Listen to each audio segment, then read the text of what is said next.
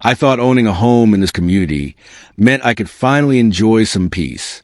That afternoon, I decided to take a swim at the neighborhood pool. I had no idea several neighbors were about to call the police, and they were about to make one very expensive mistake. At first, I noticed people staring at me. Then I heard whispers spreading across the pool deck. Some residents seemed convinced I didn't belong there. I decided to ignore them and enjoy my afternoon. Then Victoria Hayes walked straight toward me. She didn't ask who I was or why I was there. Instead, she demanded that I leave the pool immediately. Her assumption was simple. I couldn't possibly belong there. Victoria told me the pool was for residents only. I calmly replied that I was a resident. She didn't believe me. Instead of checking the records, she reached for her phone. A few minutes later, Victoria called the police. She told them an alleged intruder was using the community pool. I listened quietly as she described me to the dispatcher. She had no idea who she was actually calling the police about. The police arrived sooner than Victoria expected.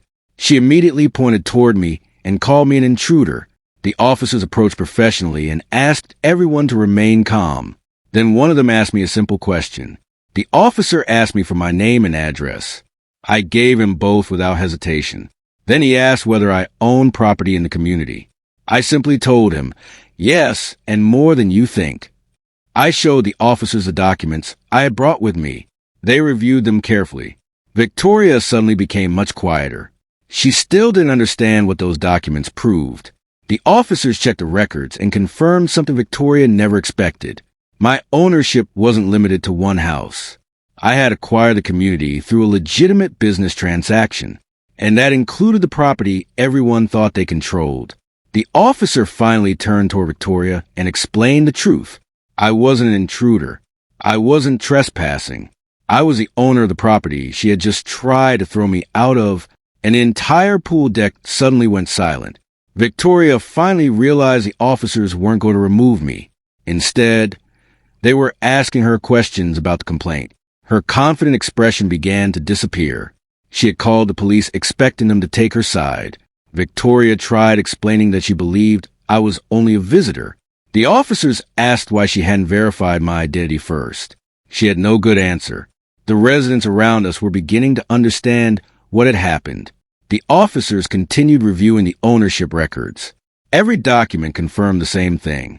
My company had legally acquired the community property.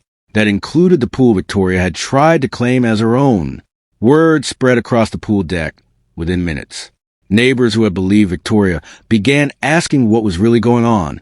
I explained that ownership didn't change the rules overnight, but it did mean everyone needed to respect the actual property records.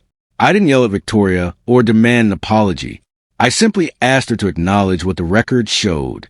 She had accused me of trespassing on property I legally controlled, and now everyone knew the truth. The officers explained that no arrest was necessary.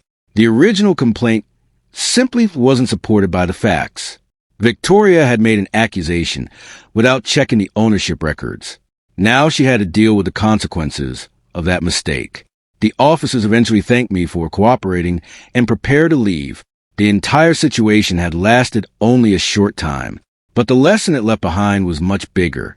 You can't simply declare someone an intruder because you don't recognize them. Several neighbors came over and apologized for assuming the worst. I told them I understood that people can make mistakes, but I also reminded them to check the facts before making serious accusations. Respect works both ways in a community. That afternoon changed how everyone looked at the community. The pool was never a place where one person could simply invent the rules. Ownership came with responsibility, not arrogance, and I intended to run the community fairly. Victoria called the police because she thought I was an outsider. Minutes later, everyone learned I owned the very community she claimed to control. The officers left, the neighbors understood the truth, and the pool became peaceful again. Like, subscribe, and tell me, where are you watching from?